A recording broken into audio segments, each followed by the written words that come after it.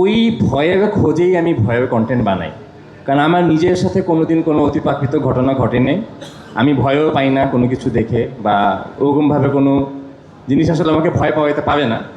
So আমি ভয়টা পেতে চাই, ওই অতিপ্রাকৃত এক্সপিরিয়েন্সটা যেটা অনেক মানুষ আমি দেখছি করে, ইভেন কি আমাদের চক্র দেখেই আমি প্রচুর মেসেজ আমি আমার পেজে শেয়ারও করেছি, কি দেখার সময় অস্বস্তি ফিল করছে, মাথা ঘোরাচ্ছে, মাথা ব্যথা করতেছে, হ্যালুসিনেশন হচ্ছে। চক্র 1 দেখেও সেটা হয়েছিল এবং চক্র 2 দেখেও হচ্ছে। প্রচুর রিভিউজ আছে, একদম অনলাইনেই আছে মানুষের। তো তখন আমার মনে হয় আচ্ছা আমার কিছু হয় না কেন, আমি কখনো হয়তো ফর্চুনেটলি কোনো সময়, আমি জানি না এটা ফর্চুনেট না আমি আনফর্চুনেট, ফিল করি নাই। সো আমি কিছুদিন পরই অতিপ্রাকৃত কন্টেন্ট এই জন্যই বানাই, যাতে কোনো একদিন হয়তো আমিও সেই অতিপ্রাকৃত এক্সপিরিয়েন্সটা ফিল করতে পারি আর কি, এটার জন্যই। আর আপাতত তো সিজন 3 অ্যানাউন্সমেন্ট হয়েছে।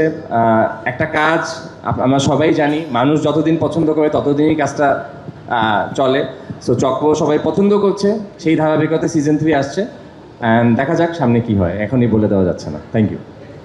দিন শেষে তো আসলে আমরা এন্টারটেইন করি, আমাদের কাজই হচ্ছে মানুষকে এন্টারটেইন করা।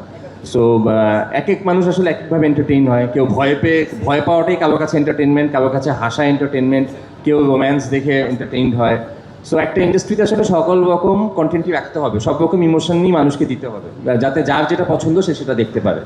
তো এবং হরর বা ভয় নিয়ে তো মানুষের আগ্রহ অনেক আগে থেকেই, মানে এখানে যারা বসে আছে যদি 7 রকম মুভি কাউকে বলা হয় দেখবেন, সেখানে 90% মানুষ হরর মুভিটাই চুজ করবে।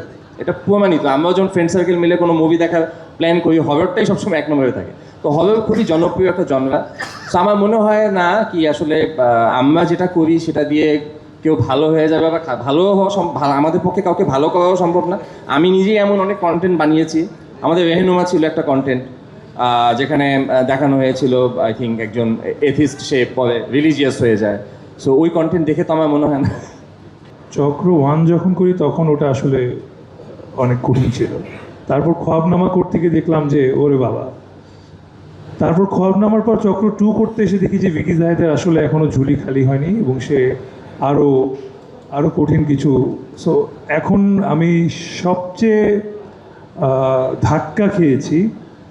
আমি প্রথমে স্বীকার করব চক্র সিজন 2 আমি এখনও দেখিনি কেন, কারণ এটা দেখার পর যে মেন্টাল স্টেট একটা মানুষ যাবে সেটা আমি যেতে চাই না আপাতত, বিকজ আমার শুটিং আছে, অনেক কাজ আছে। সো বাট ওইটার লাস্টে একটা স্ক্রিনশট আমার ফ্যান পেজে অনেক ট্যাগড হচ্ছিলাম অনেক বেশি। সেইটা দেখার পর আসলে আমার বুকের ভিতরে একটা কামড় দিয়ে উঠলো যে সিজন 3 কামিং সুন। সো 2 পর্যন্ত আমি যা দেখেছি আমি ভেবেছিলাম ওইটাই এনাফ ছিল। সো এখন 3 আই থিঙ্ক আমাকে বাঁচিয়ে রাখা হবে। Not sure. হুমায়ুন তো খুব সহজে মরবে না। হুমায়ুনের পর আমরা একটা স্পয়লার দিয়ে দিই, ম্যামন চলে আসছে। সো ম্যামন কিনা এটা জানি না। সো আমার কাছে মনে হয় যা এখনও দেখিনি তার সব কিছু দেখার জন্য আমরা অপেক্ষা করি সিজন 3।